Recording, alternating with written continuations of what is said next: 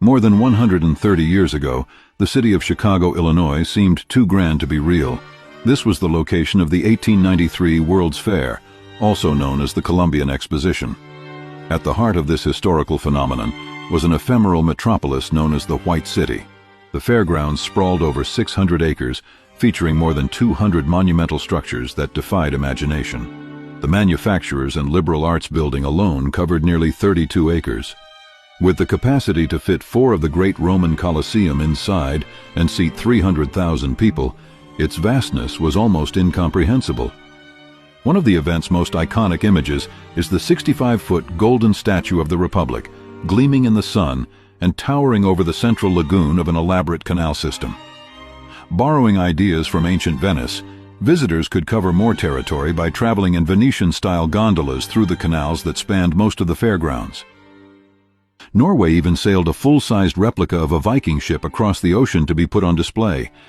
Approximately 27 million people from around the world were introduced to foods that have since become universally recognizable, such as peanut butter, Hershey's chocolate, Pabst Blue Ribbon, Cracker Jacks, juicy fruit gum, and Vienna sausages, to name a few.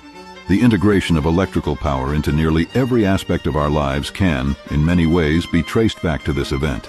Electricity lit the night, with the grounds illuminated by more than 100,000 incandescent light bulbs, a recently patented invention at the time.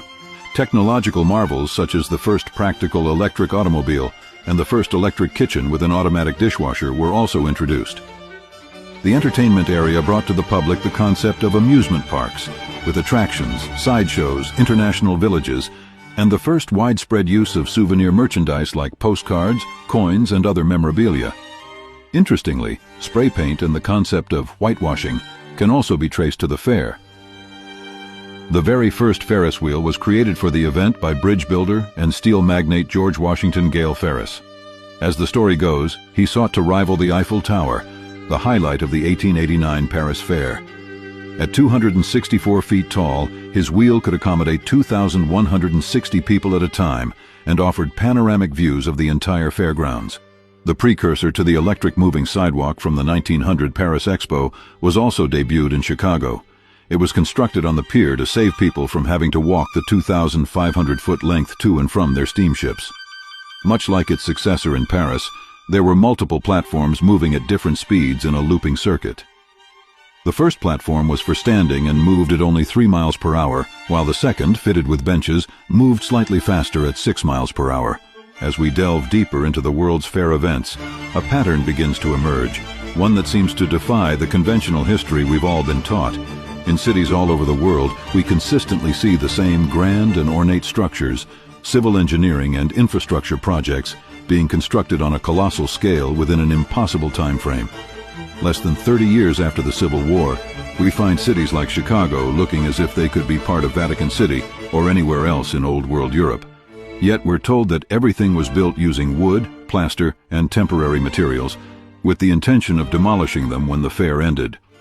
However, without exception, some isolated buildings still stand today because some were constructed with permanent materials. Everything else got destroyed. But we get a glimpse of the craftsmanship involved through structures like the Art Institute of Chicago and the Museum of Science and Industry. In Chicago's case, the majority of the fairgrounds didn't need to be demolished because they were conveniently destroyed by fire a few months after the event ended. Why were certain ones constructed from permanent materials? And why did they so often hold the title of the world's largest building at the time?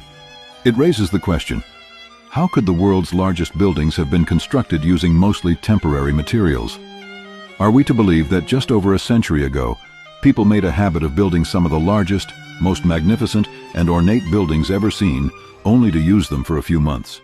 Even if we disregard the buildings themselves, the earthworks involved in these projects would challenge modern capabilities and equipment under such tight timelines. And most importantly, why would they do all of this just to destroy it? Could the World's Fair events have been the perfect cover to hide the remnants of a unified global system that existed before the upheaval of the Civil War and 2 world wars were used to reshape our world?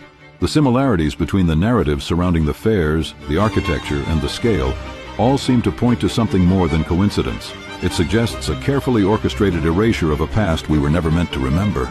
We have to ask ourselves, how much of our history has been rewritten? What has been lost?